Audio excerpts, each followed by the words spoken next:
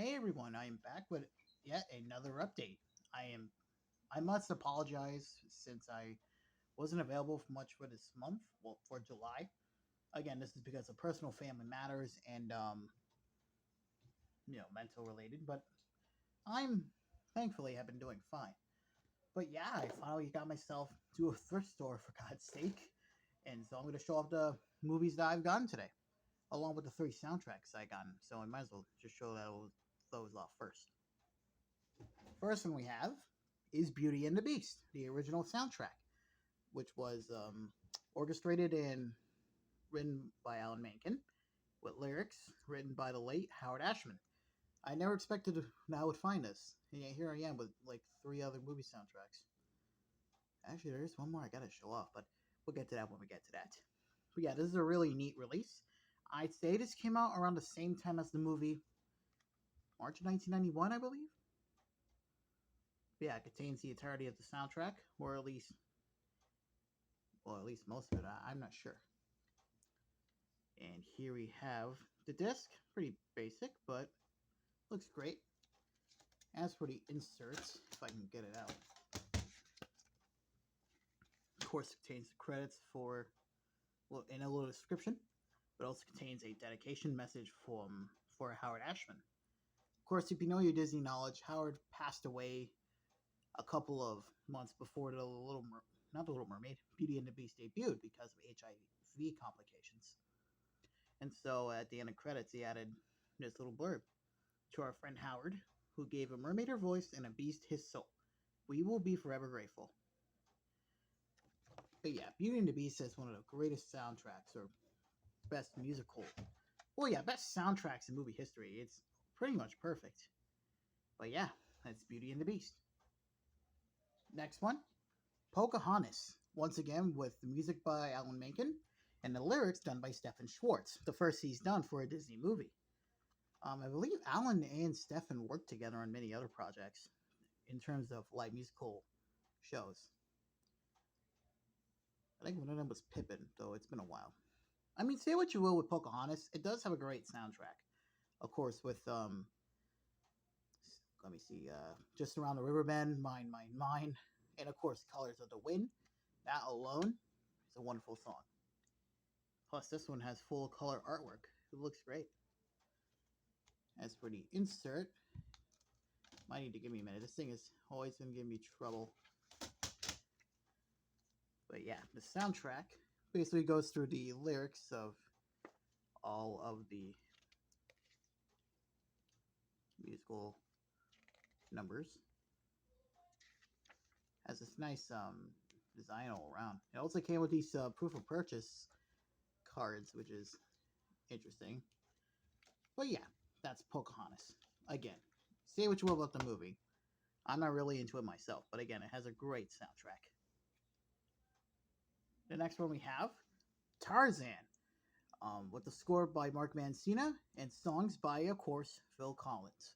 Never expected to find Tarzan of all things, but what the hell. Besides, Tarzan does have a great soundtrack. It's a great, in probably from, eh, excuse me, some of the best animation done by the company. It's some of their highest quality in my case. But yeah, here's the disc. Of course, it has this whole fold out. And when we open it up, it doesn't not only give us the lyrics, but also this cool sketch of Tarzan. I believe the sketch was one of the teaser trailers that they made. But yeah, this is a really neat little soundtrack. And again, Tarzan's a great movie, so there you go. And the last of the soundtracks is a DreamWorks movie, The Prince of Egypt, with the music from the original motion picture. The score was composed by Hans Zimmer, with the original songs written by Stephen Schwartz. And yeah, it's definitely one of the best in terms of music. And of course, with When You Believe, which would win an Oscar for Best Song. I believe that's one of the very few Oscars that DreamWorks Animation won. They won it for this, and they got the very first Oscar for Best Animated Film for Shrek. But yeah, Prince of Egypt is definitely one of the best animated films out there. It takes itself seriously, but not in a way where it just doesn't feel like it. It legit. Of course, it's adapted from the Book of Exodus, but even then, like, it's so good. This was released by DreamWorks' own record label, DreamWorks Records. Although, looking at their logo, they look like something I see from a radio station, but I digress. Let's head on to the VHS tapes, shall we? The first one we have here is the Aristocats, the Walt Disney Gold Classic Collection Edition. This was one of the very first to be released in the line. I believe it was around spring of 2000. I've been trying to collect a lot of the Gold Classic Collection releases. If you remember, I had this tape many years ago. One of my first tapes I ever got. Sadly, though, as time went on, it got really deteriorated. So as a result, I had to throw it out. Of course, I own the original U.S. release as part of the Walt Disney Masterpiece Collection. And now I own its second release. Of course, as it is a 2000s release, it has a dark sticker label. Printed March 13th, 2000, and it also came with the Fun with Music booklet. Of course, it comes with an ad for the Walt Disney Gold Classic Collection. Pretty interesting little book. Some upcoming releases. Of course, some mail-in certificates and rebates. But yeah, it's a really neat little booklet. Of course, it can be pretty hard to get, considering if you get it used, the booklet will definitely won't be in the case. But yeah, that's the Aristocats. The next one, Bedknobs and Broomsticks, as part of the Walt Disney Masterpiece Collection. All I need is the Sword in the Stone, and then I'll collect the initial lineup of the Walt Disney Masterpiece Collection. Now, I did have Sword in the Stone, but that was in terrible shape, sadly. So, well, in terms of the tape, but you get what I mean. But yeah, Bedknobs and Broomsticks. Pretty solid film, though. I always felt like it was trying to act like it's the new Mary Poppins. But again, I gotta give credit to Angela Lansbury. Rest her soul. She did a wonderful job here. This is a later print, as you may tell from the proof of purchase. Then the sleeve here is a lot shorter when compared to the initial releases, where the artwork is a little bit taller. Oops. And here we got the label. It's a little bit smudged, sadly, but thankfully the tape plays perfectly fine. Printed October 27th, 1997. But yeah, that's Bedknobs and Broomsticks. And the last of the VHSs, An American Tail from Don Bluth. I do own the original VHS from 1987, though I decided to go and get myself the later release from 1998 as part of the Universal Family Features line. Now, this version in particular is rather special. See that little thing on the bottom right? Yep, this is a Canadian copy. North American copies would have a clear, hard case, and on the back would have an advertisement for the third movie, The Treasure of Manhattan Island, I believe. But this is a Canadian copy, so it's in a standard clamshell case. And yeah, An American Tail was a great movie. Of course, this was Don Bluth's second film, and his first, the work where he worked with Amblin. Of course, as it is a Canadian copy, has the Canadian film label on it. Doesn't seem to have a print date anywhere, sadly. It definitely looks a lot better when compared to the initial DVD. Not DVD, what the hell? The original VHS. It has been digitally restored, though.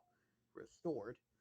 But even then, this looks a lot better when compared to the initial release. So, I say you get this or any later release if you could. Alright, let's get on to the DVDs. Let's see, let's start with this one. Ice Age Dawn of the Dinosaurs, the DVD release. I am planning on getting it on Blu-ray soon, but since, DVDs are pretty cheap at your local, thrift store, I might as well get it on DVD for now. This released back in 2009, this being Blue Sky's fifth movie, but this movie was really big back when it came out. It made a lot of money. Sadly, there's literally nothing on this disc besides the movie, so I definitely need to try to find out Blu-ray if I could. But at least it has disc art. It has great disc art. I'll give it that.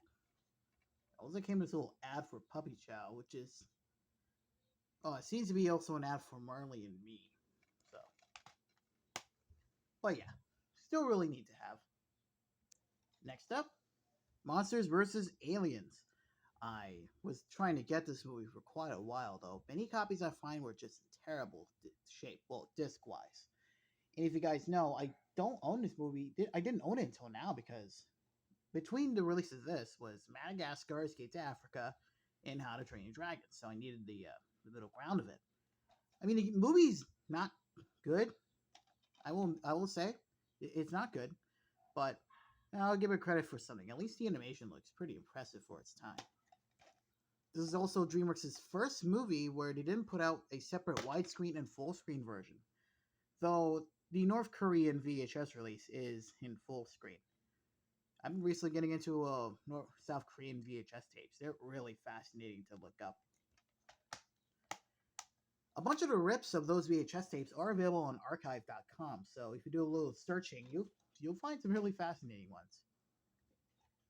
Since we're continuing with DreamWorks, here's Prince of Egypt. Again, I already own on DVD, though this here is the original release. Its initial signature selection release from, I'd say, 1999. I didn't expect to find this out there, but there is another version that contains DTS surround sound. This one just has simple 5.1 surround. Either way, this is really neat to have. And here is the disc. Pretty basic. And of course, we got the insert. It's pretty much just for production notes for the chapter selection. And of course, on the back has an ad for many other DreamWorks releases. I thought they didn't have advertised ants on here, considering that was their first movie. But yeah. Of course, the movie is available on 4K, so I recommend you get that if you can. Just the fact that this got a 4K release is pretty cool. The next one, Surf's Up. This was Sony Pictures Animation's second movie. I'd want to try to collect a few of Sony Picture Animation's films. Of course, many being Collided with a Chance of Meatballs, Open Season, Spider-Man Into the Spider-Verse. Of course, Hotel Transylvania, the Arbin films they put out. This is definitely one of my personal favorites from the company. It's more like a mockumentary about penguin surfing, and it's very original. It's very original. Has an interesting tone because of it. And it looks really good for 2007. The wave effects and overall water physics look really good. And it's a really neat release on here on DVD. Has a lot of great audio bonus features here. So I gotta give you credit for 2007. This is a really good DVD release. Of course, the Blu-ray is available and it's in full screen. So, but fortunately, I got the widescreen version, so I'm lucky. But yeah, definitely worth picking up. Good movie. All right, the last DVD I have, Beetlejuice, the 20th Anniversary Deluxe Edition. Well, I don't know how you can consider the term deluxe, but I'll explain later. Of course, directed by Tim Burton, classic movie. Initially coming out in Initially coming out back in 1988. Michael Keaton, one of his best roles. He will later go on, I believe, to be in. Yeah, Michael Keaton was Batman. Yeah, like a year later, he would become Batman. And as for Deluxe, it only really comes with 3 episodes from the animated show. You can get the entirety of the show because Shout Factory released it on DVD, so it's neat that it's here though. But I do wish there was a bit more. But anyway, it's brand new sealed, so might as well take a look what's inside.